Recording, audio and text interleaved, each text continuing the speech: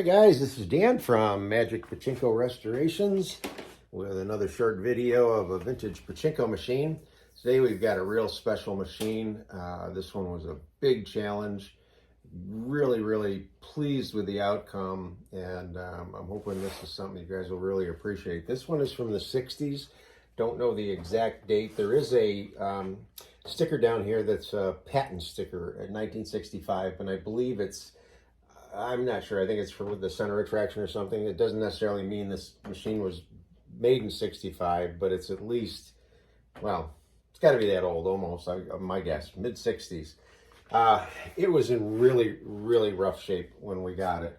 I'm going to try to get some before pictures in, but for the time being, I'll just describe things in case I don't figure out how to edit this. Heavily rusted, just to the point where it was pitted and just heavily rusted. This all got sanded, actually ground off. We got it down smooth, and then I put 3 or 4 coats, excuse me, 3 or 4 coats of primer paint on it, and then I use the chrome paint that I have. Now, it doesn't produce the really shiny chrome look that the original would have had, but it certainly produces a look that is acceptable from what it was. Bottom ashtray, where the balls come out, just really, it's aluminum, but it was really dirty and oxidized. That gets scrubbed down with a wire brush, sanded. It shines up very nicely. We got the ashtray to actually tip and so on. This cabinet was really almost bare wood. It didn't have really much of a finish on it. So all of the wood, as always with all of our full restorations, we take all of the wood and sand it, run it through planers and joiners and get it nice and smooth and sand it. Did the same thing with this, sanded off all of the original, what was left of all the original finish, and then we opted to stain this a little bit just to give it some color. So this color right here is a little bit darker than it would have normally been. Nice big chrome plate here where the single ball will go in, and we'll talk about this mechanism in a minute. And let's see what else. Full restoration on the play field. This is not the original play field. There wasn't an original one available, so the customer opted for this one. I think it came out really nice. We put new spinners on it. This is all pay pockets down here. Actually, it's all pay pockets. The center attraction does have, you can get a ball in here, and this center attraction has a nice light bulb right in the middle and will light up real well. I re-silvered the original portion of the red there. Got a nice little stop sign here for when you run low on ball. So this is really a very attractive machine. I'll show you on the back, but this machine doesn't hinge out. It just sits in the frame, and then there's holders in the back that hold it in. This one was completely missing, and unfortunately I didn't have a spare. So so somebody had put a screw through here to screw the front into the frame, and of course that got taken out when we did the frame. And so there's just a big hole there, and I kind of looked at it and I thought, boy, that just doesn't look right. So I put a decorative washer around a bolt and a nut, and then made allowances for the bolt to go into this part here. So it's not original, but I think it looks pretty nice. Let me come up and show you. This is just something that I did. I just think that looks a little better. I give you a little closer look at the play field. Stop sign. This is a very nice, what I did with this center attraction is I foiled the outer ring, but the 2 inner rings are lower than the surface of the outer ring. So rather than trying to get foil in there, I just used like a chrome paint and got those looking pretty good. I found out something with this too, is with these kind of pay pockets, these metal pay pockets, on the inside of the pay pocket is a little curved piece of metal, and when I was reinstalling these, I got that little curved piece of metal actually not in the hole. That little curve if this is, I don't know if I can do it, if this is the hole and you go to mount that pay pocket, that little curve goes in the hole and then you screw it on. And what happened is that little curve was actually below it, and when a ball would go in, it would hit the hole. So that little curve creates the ramp, so it goes in. So I had to pull that one off and fix it. That's something I didn't even think about before. So, okay, so let me turn this around and show you what a cool look this machine has.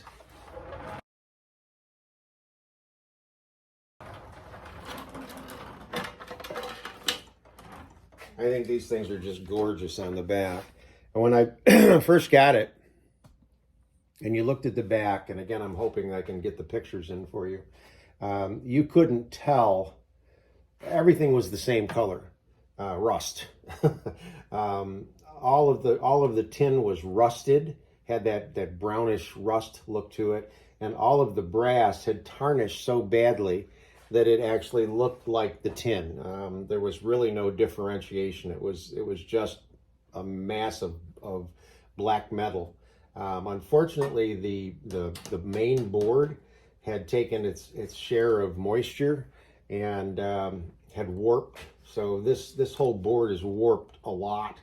I had to do a lot of gluing to get the edges glued back down. And what I worried about is the ability to get the playfield down flat. And in most places it did go down flat. Right in here you can see the warp of the wood. And back here you don't have to worry about a playfield, but you do have to worry about any of the metal parts that are close enough to the wood. And I found out that this piece here, which is supposed to move,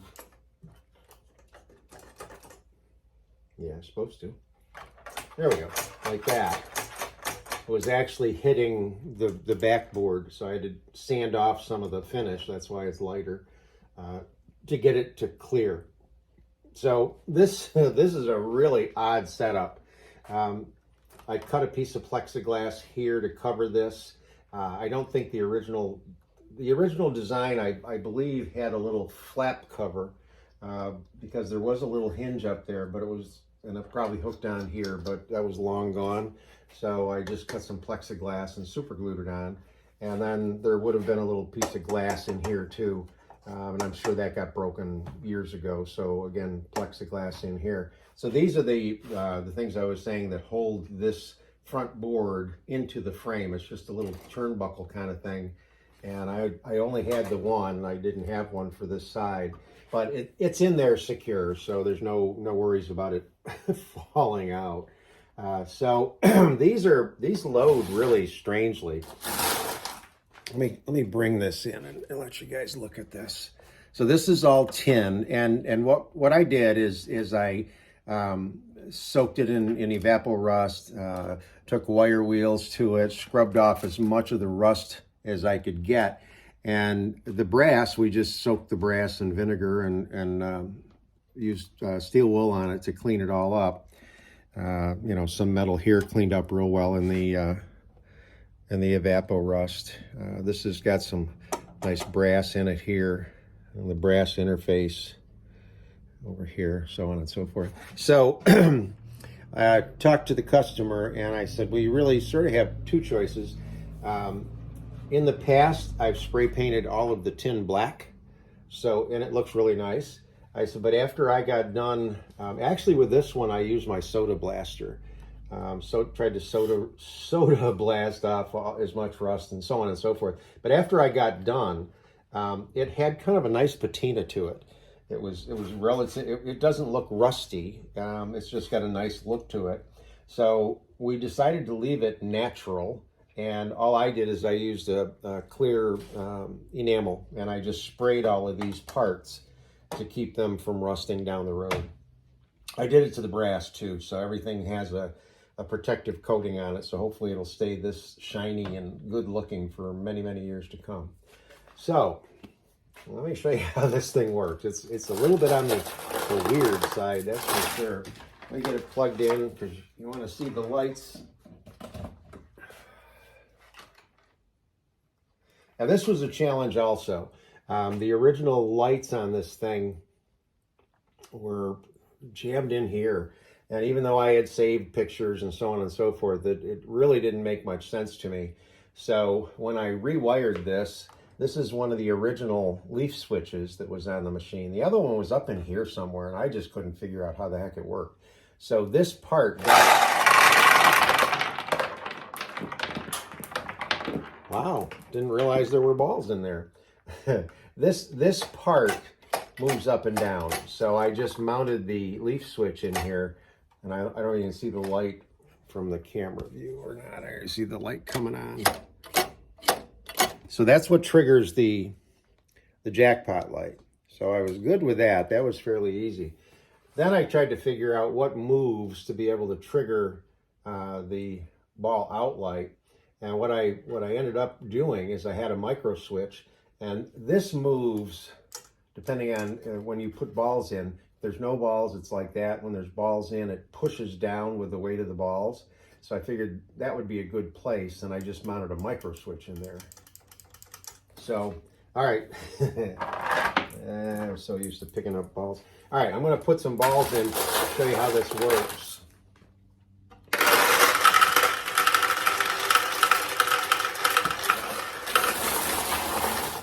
So the balls will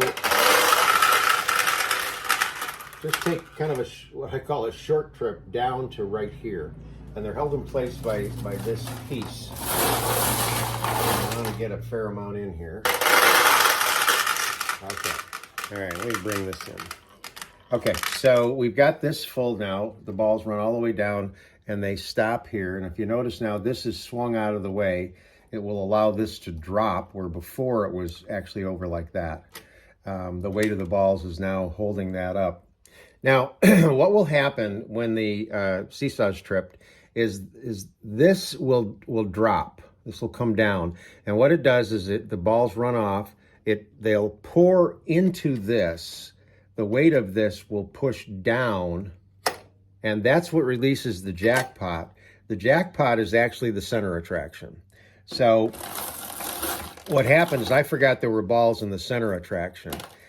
So what I'm going to do is I'm just going to trip it and let the machine fill up on its own the first time. The first couple of times you may not get any winning balls, or you can just stick some in like this, but it takes, I don't know how many will go in there, quite a few, but these are all going down into the center attraction, and they go around the outer perimeter of the center attraction.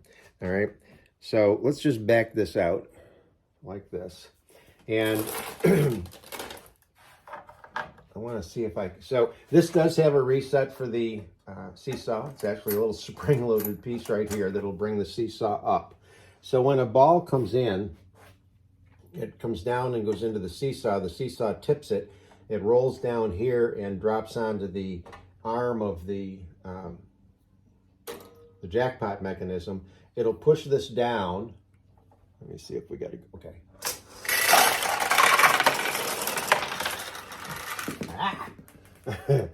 And the right amount of balls goes across, turns the light on, goes in to the jackpot. So we should have the jackpot fairly filled up. So let me just swing this around.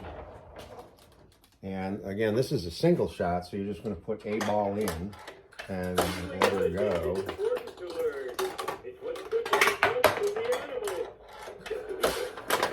So this is not an easy machine to win, that's for sure. Because you're only shooting for the pay pockets. So let's see if we can get it in. And I tried to make sure that the pay pockets are open enough to get a ball easily in, but oh, so close. Occasionally it'll go too far, let you launch again. Ooh.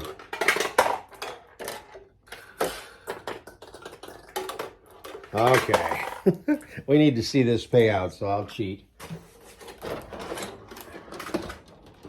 Okay, so let's drop a ball right up in here.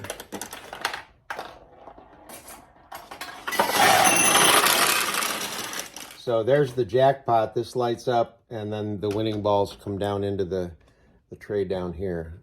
Okay, so let's try that again. Over there.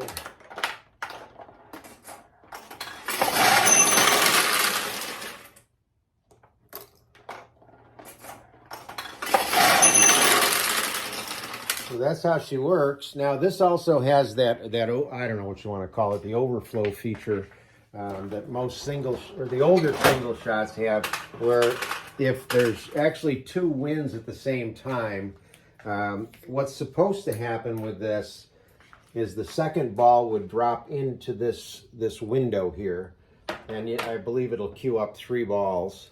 So in other words, if 2 balls drop at the same time, this would pay out, this would go into this queue, and then these would actually show in this plastic, and then when you were done playing, before you'd leave, you would push up on this, and that would let the first ball go out back onto the seesaw, and it would go out and give you your jackpot.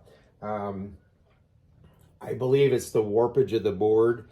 I just can't get that second ball to go in here where it belongs. And I never understood why they did this feature with a single shot, because even if you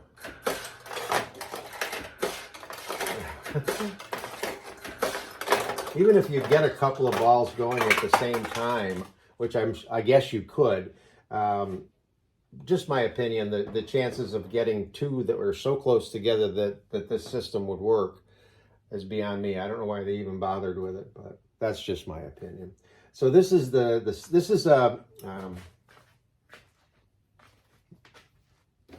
I've got to get my glasses on, guys. A Maruto. This is a Maruto, probably from the mid-60s. Maruto. Beautiful machine, and I'm really quite proud of it, the way it turned out. So I hope you guys like it too. Thanks. Hey, just as an afterthought, I forgot to tell you about this, and it was a cool feature, so I wanted to come back and show you. On the more modern machines, you have something over on this side that you release, and it will drop the balls. The exit chute is usually over here. This is the exit chute here to empty the balls, and that works by bringing this down. Jackpot! This works by bringing this down so it lines up with this. So when this comes down, it lifts this out of the way, and it lets all the balls run and goes out the machine. So there's actually a little piece here that you push down on, and that will hold that in place.